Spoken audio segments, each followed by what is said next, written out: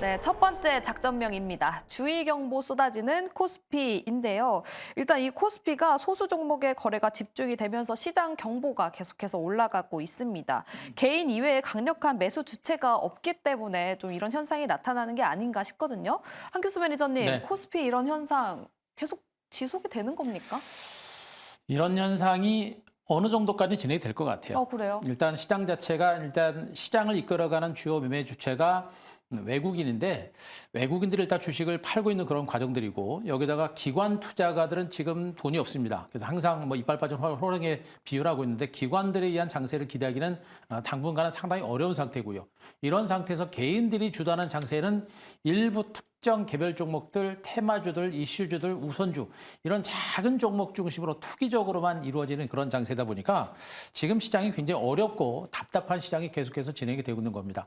제가 보기엔 이런 장세가 조금은 진행이 될 것으로 일단 예상이 되고 있는데 하지만 이제 우리 시청자 여러분들이 이제 고민을 해야 될 게 뭐냐면 지금 이 투기적으로 움직이는 장세는 짧게 끊어치는 그런 트레이딩 장세, 트레이딩 매매를 계속해서 이어가시는 또 일부는 그 정도의 트레이딩 매매를 계속해서 이어가시는 게 좋아요. 하지만 전체적인 큰 흐름에 있어서는 시장 자체가 분명 올랐고 그에 따른 눌림을 주고 미국 증시가 다시 올라가듯이 시장은 저는 점진적으로 회복세를 보일 수 있는 가능성이 높다라고 보여집니다.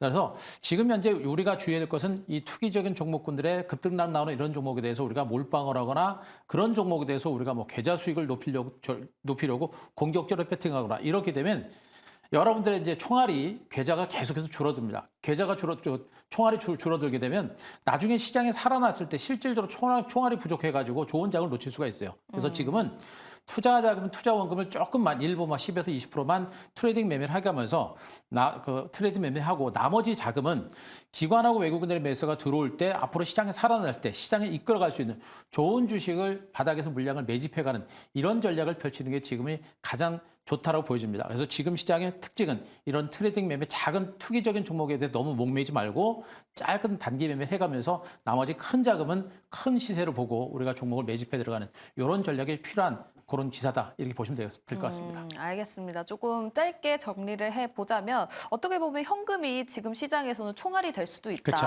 그렇기 때문에 뚜렷한 주체, 외국인이나 기관의 매수세가 뚜렷하게 나타났을 때 좀 쫓아가 보면 좋다라고 정리를 해볼 수 있을 것 같습니다. 근데 지금 또 댓글창에서 은은영님께서 올해 창투사가 괜찮아요? 라고 댓글을 남겨주셨어요. 한규수 매니저님. 안 그래도 어제 그리고 오늘도 창투사 관련 종목들이 크게 오르고 있잖아요. 그 이유가 이거랑 좀 연관이 있을까요? 일단 창투사들의 주가는 제가 보기엔 약간은 이제 투기성 자금들이 좀 많이 있는 것 같고요. 그리고 지금 현재 창투사들의 주가가 올라가려면 일단 벤처기업들이 좀 많이 등장을 하고 거기에 따른 정부의 어떤 자금 지원이라든가 이런 것들이 좀 나와줘야 그런 종목들의 주가가 많이 올라갈 수 있는데 제가 보기에는 그런 종목들은 약간 투기적인 자금에 의한 주가 반등일 가능성이 굉장히 높습니다. 그래서 펀더멘탈에 입각하지 않은 종목군들의 시세가 지금 상당히 많이 움직이고 있는 그런 과정들이고 그런 펀더멘탈에 입각하지 않은 종목군들은 대체적으로 약간은 표현하자면 투기적인 종목이다. 그러니까 투기와 투자의 차이는 뭐냐면 투자는 어느 정도 예측이 가능하지만 투기는 예측이 불가능합니다. 그렇기 때문에 결과도 예측하기 어려운 것이겠죠. 그래서 이런 종목에 대해서 우리가 매매를 하게 되면 결국엔 시장 자체는 조금씩 안정되고 중장기적으로는 좋아질 수 있는데 이렇게 시장 자체가 단기적으로 답답하다 그래서 투기적인 종목을 매매하다 보면 결국에 계좌가 계속해서 녹아내립니다. 투자 원금이 줄어들게 되겠죠.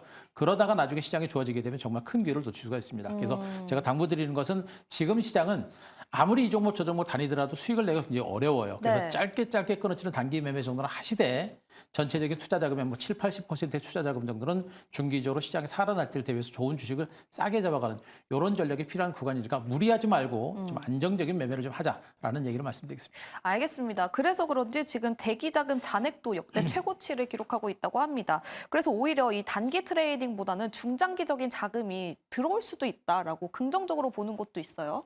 일단 뭐 중장기 자금이 들어오려면 개인적으로는 반도체 섹터가 지금보다는 더 잘 가야 됩니다. 일단 실적이 지켜야 되고 지금보다 더 잘 가야지만 중장기 자금이 들어올 수 있다라고 생각을 하고 있고 지금 이제 증시 예탁 자산이 지난 11월 달 44조 원대 규모에서 증시 예탁금이 최근에 1월 초반에는 거의 59조 원대까지 급증했다라고 합니다. 하지만 최근에 들어온 증시 예탁금 같은 경우에는 개인들의 투자 자금이 거의 단기성에 많이 국한된 자금이라고 보시면 될 것 같습니다. 그 영향으로 최근에 개별 테마들이 많이 움직였던 것 같고요.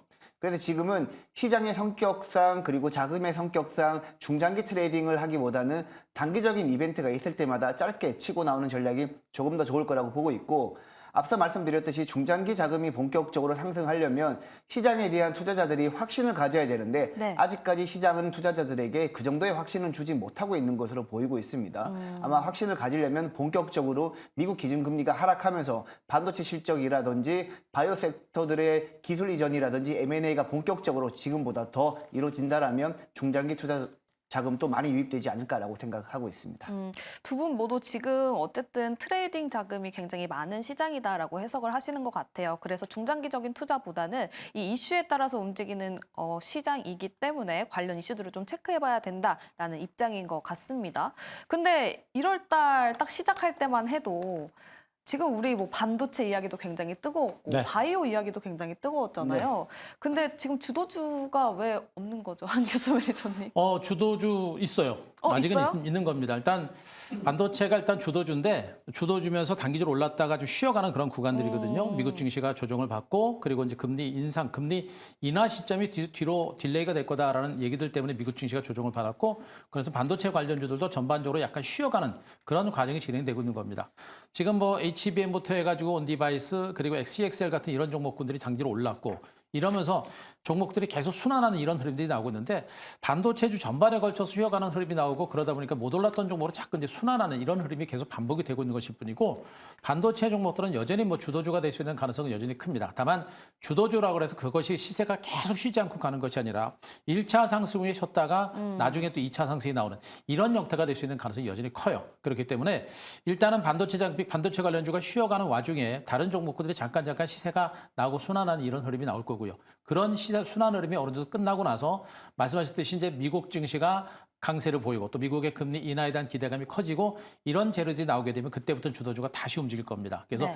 이 주도주 장세는 매매가 절대 쉽지 않습니다. 그래서 주도주는 분명히 시세를 내게 되면 크게 가고 멀리 가는데 중간중간에 지금처럼 쉬어가는 이런 과정들이 매매가 굉장히 어렵거든요. 그래서 지금은 아직까지 반도체가 주도주 섹터다라는 점에 일단 포커스를 맞추시고 나머지 종목군들 중에서 순환 장세가 나온다. 이런 관점으로 보시는 게 맞을 것 같습니다. 알겠습니다. 어쨌든 지금 반도체가 조금 시장을 주도하는 거는 맞다라고 말씀을 주셨습니다.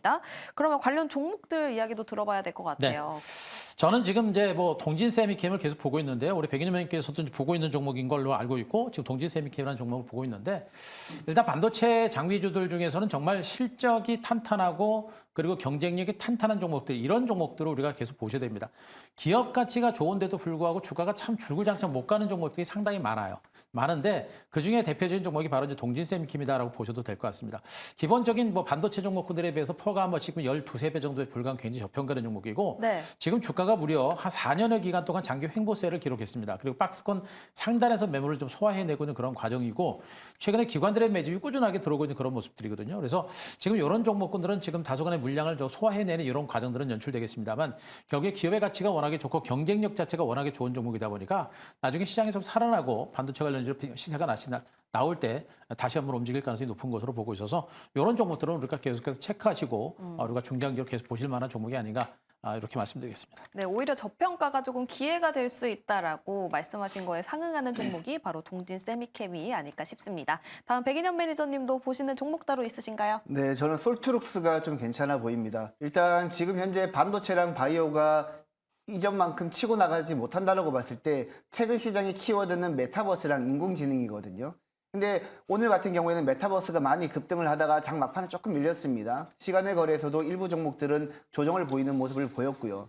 그래서 기존의 인공지능 관련 종목들이 다시 한번 내일장에서는 오늘 하루 쉬어갔기 때문에 내일장에서는 다시 한번 부각되지 않을까라고 생각을 하고 있고 일단 솔트룩스 같은 경우에는 인공지능 관련 종목 중에서는 대장주 역할을 하고 있기 때문에 그리고 챗봇이라든지 대규모 언어 모델 그리고 음성인식 등 이쪽을 서비스하고 있기 때문에 인공지능 전반적으로 아우르고 있는 솔트룩스가 다시 한번 대장주 역할을 하면서 내일장 다시 한번 반등해 주지 않을까라고 생각을 하고 있습니다. 알겠습니다. 오늘장에서는 그동안 뜨거웠던 인공지능 관련주가 조금 쉬었기 때문에 내일장에서 다시 시세를 보일 수도 있다라는 가능성을 제기해 주시면서 솔트룩스 이야기를 해주셨습니다. 그럼 첫 번째는 여기서 마무리 지어보도록 하고요. 두 번째 작전으로 넘어가 보도록 하겠습니다.